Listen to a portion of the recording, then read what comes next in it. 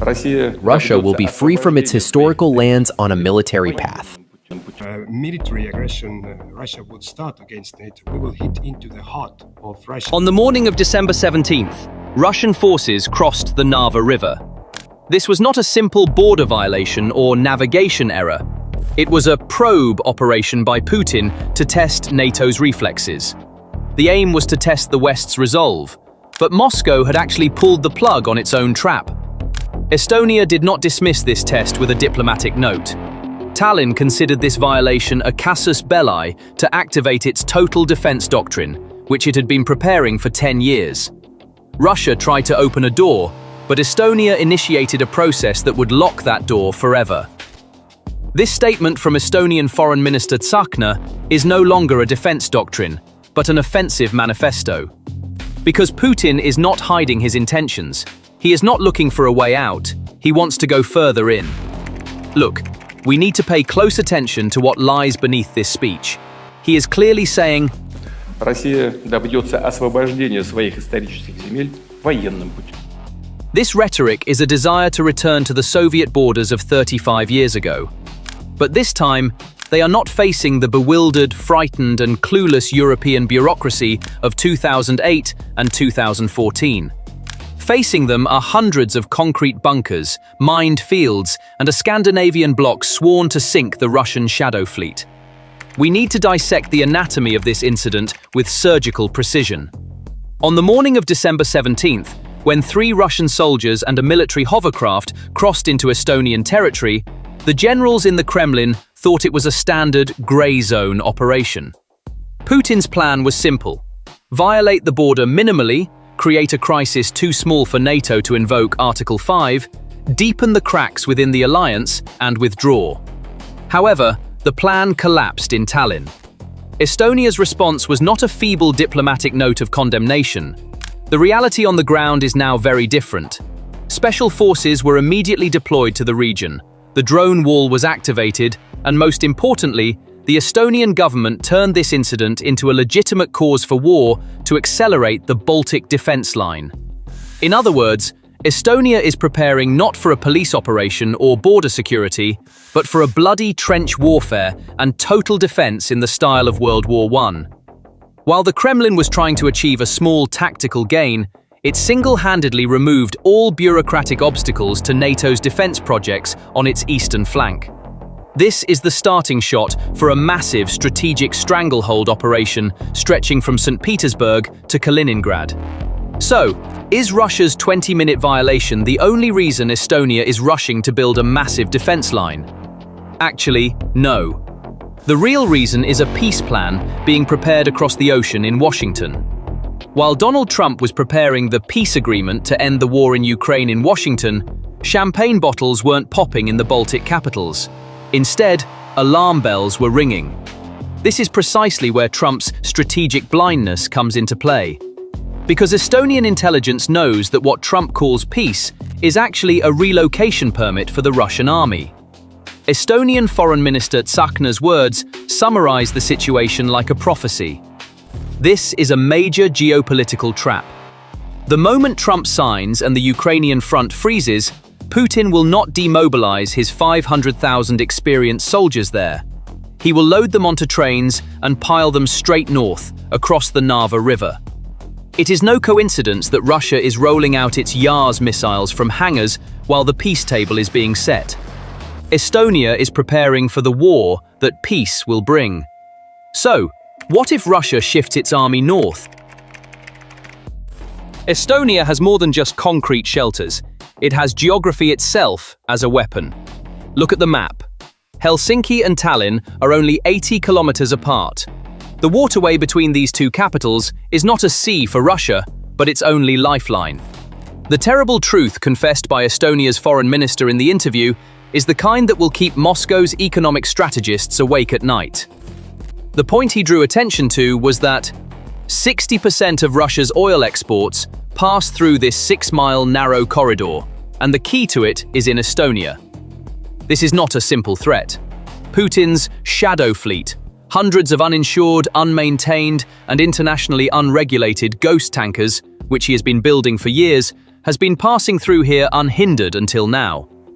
However, if tensions escalate after Trump's peace plan, Estonia's new doctrine and the closure of its borders mean that this 80-kilometer stretch is no longer an international waterway, but is about to become a sea barricade that could cut off the lifeblood of the Russian economy. This bottleneck, controlled by NATO, could wipe out Russia's export capacity overnight. The scenario is very clear. If Estonia and Finland narrow this strait for technical reasons, such as environmental threat, mine safety, or maritime traffic regulation, the port of St. Petersburg will effectively be locked down. Ships not being able to leave means a cut in the hot money flowing into Russia's coffers. Russia's money would be buried in the cold, dark depths of that bay. When the EU's new sanctions packages and Estonia's declaration of a maritime defense zone are combined, this is not just a military siege, but also an economic strangulation operation. Mark Rutte's message from NATO headquarters that the response will be devastating should be read in this context. This is not just a threat of conflict on land, but a lock on Russia's maritime trade. When we deepen our analysis, we see that this grey zone war did not actually begin in December. Everything was triggered by the chain of events in the fall of 2025. On the night of October 10th, sirens began blaring along NATO's easternmost, most vulnerable border, disturbing Europe's sleep, because an unusually large Russian military presence was forming nearby. That day, Russian troops confidently took up positions at the Saatse-But, a geographical anomaly on the Estonian border, one of NATO's most sensitive points. This was a classic Kremlin move, but within hours, a cold and resolute order from Tallinn led Estonian border guards to seal the Saatse crossing. In fact, it was not just a 900-meter stretch of asphalt that was being sealed off, but all escape routes from the dangerous gamble Vladimir Putin had been playing for the past 2 months. This peculiar and nearly indefensible borderline where Russian territory juts into Estonia like a dagger suddenly became a global flashpoint on the night of October 10th. Kunta Podolski, operations director of the Estonian Police and Border Guard Board, stated, "We detected significantly higher than normal military activity on the other side of the border. We closed the crossing indefinitely to prevent possible provocations and hybrid threats." Podolski's statement laid bare the situation. This cool-headed statement was actually an alarm hidden behind diplomatic language. As confirmed by satellite images and open-source intelligence analysts, units belonging to Russia's 76th Air Assault Division had left their permanent bases in Pskov and begun to amass at this very sensitive point. Russian tanks, armored personnel carriers, and electronic warfare systems were taking up positions just a few hundred meters from NATO territory. The perfection of this operation was far beyond coincidence. It was proof of flawless intelligence. From the moment Russian military units started their engines at their barracks in Pskov, the eyes of Estonia and its allies were on them. NATO spy planes in the sky, such as the RC-135 Rivet Joint, listened in on Russian command communications with signals intelligence, while seismic sensors on the ground and covert patrols deployed along the border reported this unusual activity to the crisis center in Tallinn hours in advance. And Estonia had already closed the Narva border crossing, just 100 kilometers from St. Petersburg, until the war ended. To understand Russia's western border, one must look beyond the lines on the map and see a mentality made up of steel, concrete, and paranoia. The Narva border crossing and the Saatse leg, the two most concrete manifestations of this mentality, were two different weapons Moscow held against NATO. One an obvious threat, the other a hidden dagger. However, the possibility of these gates closing not only renders these weapons ineffective, but also transforms Kaliningrad, Russia's biggest asset in the Baltic, into a bone stuck in Moscow's throat, a strategic death trap. So this was not just a matter of border control, it was a scenario of an empire drowning. Until now, Narva has been a multi-layered weapon for the Kremlin. Economically, it was a lifeline connecting St. Petersburg to Europe, through which billions of dollars in trade flowed. Militarily, it was an attack corridor through which Russian armored units could rapidly invade Estonia in a potential conflict, pinning down NATO forces in the north. The ultimate goal of this plan was to open a lifeline to isolated Kaliningrad by breaching the Suwalki corridor via Belarus in the south, while NATO's attention was focused in the north. But the moment this door closes, the entire equation collapses. If the closure of Narva was a big and noisy strategic blow, The sealing of the Sartsa leg with concrete blocks is a silent and deadly dagger plunged into the heart of Russia's hybrid warfare doctrine. This anomalous geographical feature was a secret backdoor used by the Kremlin to infiltrate NATO territory, create instability, and prepare the ground for a larger operation. For Spetsnaz teams, GRU saboteurs, and little green men, this forested terrain was a perfect infiltration route to undermine NATO's nervous system from within. The moment this door is sealed, Russia's asymmetric advantage is completely gone. Covert infiltrations, low-intensity provocations, or sudden sabotage raids become impossible.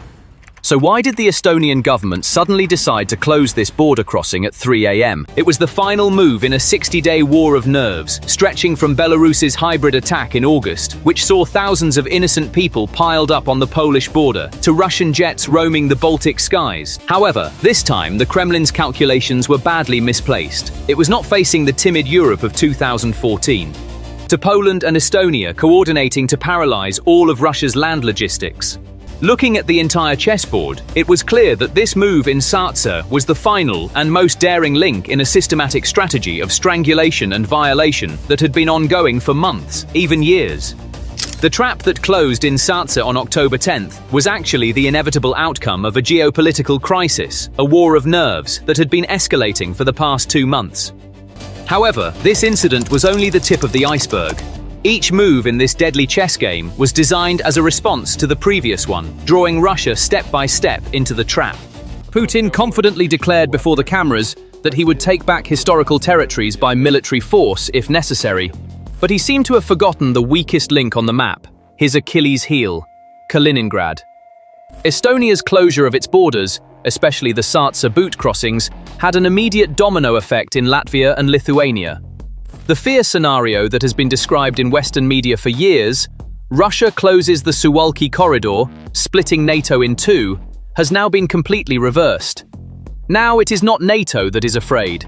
And the desperate moves of this fear, it began in the summer of 2025, when Belarus, Russia's most loyal ally, ruthlessly dumped thousands of innocent migrants from the Middle East and Africa on the borders of Poland and Lithuania. This was a classic application of the Gerasimov strategy, achieving military and political objectives through non-military means. The aim was threefold. First, to paralyze Poland and Lithuania's border security and create chaos within their domestic public opinion. Second, to create a rift within the European Union and force it to divert its attention and resources from Ukraine to this artificial crisis. Third, and most importantly, to test NATO's resolve and response time. The Kremlin calculated that Brussels and Warsaw would be at a loss as to how to respond to this humanitarian drama, would engage in lengthy discussions, and would ultimately seek some kind of compromise. This was the first step towards softening NATO's eastern flank. NATO saw through this bluff immediately. Instead of weeks of diplomatic chatter, Poland responded with historic resolve. It closed the most critical rail and road border crossings with Belarus indefinitely to all commercial activity. This was not just retaliation, but a strategic shockwave. That day, Russia's and, most importantly, China's main logistical artery for transporting goods to Europe via the new Silk Road was severed with a single stroke. Russia's most important land bridge to the west had been destroyed. This move sent the first clear message to the Kremlin. Your hybrid attacks will now come at a much heavier economic cost.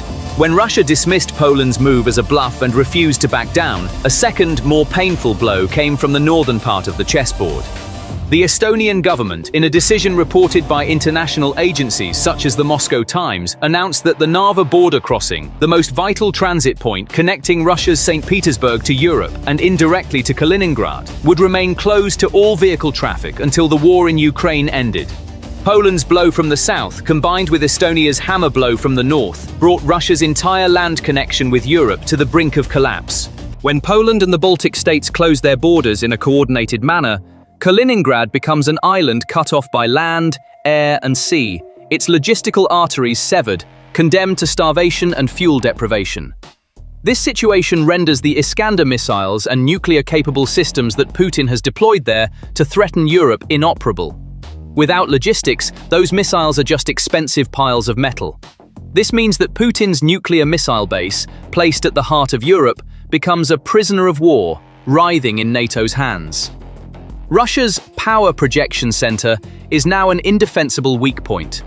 The process initiated by Estonia has removed Kaliningrad as a threat and turned it into a massive strategic burden for Moscow. Behind Estonia's unwavering self-confidence and courage lies a deadly defense strategy, meticulously woven over the past decade, combining Western technology with the trauma of Soviet occupation. The hedgehog strategy. The aim of this strategy is not to win the war. It is to make the occupation so bloody, so costly, and so exhausting for Russia that the bear chokes on the hedgehog. Estonia has turned its borders into a spiked fortress by allocating more than 3% of its gross domestic product to defense. What did they buy with that money? American-made M142 HIMARS systems that are destroying Russian tanks in Ukraine. Israeli-Singaporean-made Blue Spear anti-ship missiles that can sink Russian ships in the Baltic Sea in seconds. And the nightmare of Russian helicopters, Polish-made Piorun Manpad systems. However, the most frightening plan is the civilian evacuation doctrine. This move, often perceived as humanitarian aid, is a war tactic for Estonian military strategists. Evacuating civilian traffic within seconds is not an escape, but an operation to clear the battlefield. By pulling the civilian population to safe areas, the government is turning the remaining Estonian territory into a huge, civilian-free kill box for Russian tanks. In an area devoid of civilians, Estonian artillery can strike anything without concern for collateral damage. Putin expected the cowardly and indecisive Ukraine of 2014, but instead found a poisonous hedgehog of 1.3 million, digitally integrated and armed to the teeth. The minister's message was clear. This story may have surfaced with that brief border violation on the Narva River. However, the underlying dynamics suggest that Estonia's environmental law move could actually be part of a much broader strategy. It may be too early to say it's the final nail in the coffin, but the carpenter has certainly taken his measurements. Looking at the bigger picture from a broader perspective, the picture that emerges points to the possibility of a multi-layered encirclement. On land, Estonia's hedgehog strategy and the fortifications being built have the potential to turn any possible advance into a costly, attritional friction zone for the Russian army. On the maritime front, the situation is more complex. That narrow 6-mile corridor appears to be evolving into a risky bottleneck that significantly restricts the Shadow Fleet's mobility, depending on the direction of geopolitical winds. And strategically, Putin's European stronghold, Kaliningrad, faces the risk of losing its status as a power center and becoming an increasingly difficult-to-defend point of vulnerability as logistics routes narrow. Donald Trump may raise the rhetoric of peace in Washington. However, signatures on paper may not be enough to change this concrete and steel reality on the ground. On the contrary, the silencing of weapons in Ukraine may pave the way for attention and resources to shift to this new equation in the Baltic Sea. The words of the Estonian foreign minister are also indicative of this preparation. In conclusion, the situation is evolving into an equation that is difficult to sustain, not for the Baltics, but for Moscow. Russia may be forced to face a scenario in which its economic and military windows to the west are narrowing. The move made on the morning of December 17th may have been a test. However, the response received whispers that the balance of power in the region could enter a process of collapse, irreversibly shifting against Russia. The Baltic trap may not be completely locked yet, but the door is creaking shut, and the gap is narrowing with each passing day. The trap is set, and the bear is caught. So, what are your thoughts on this matter? Please share your thoughts in the comments. To stay updated on new videos, please subscribe to our channel and turn on notifications. Thank you for choosing us.